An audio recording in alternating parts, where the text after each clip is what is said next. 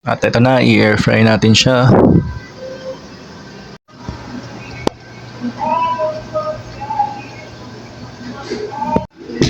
At ito na ang ating roasted peanut. Whoop! Mukhang sunog nata.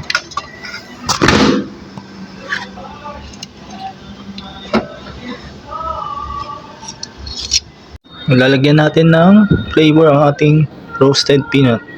Air fried peanut pala. Ito. Sour cream.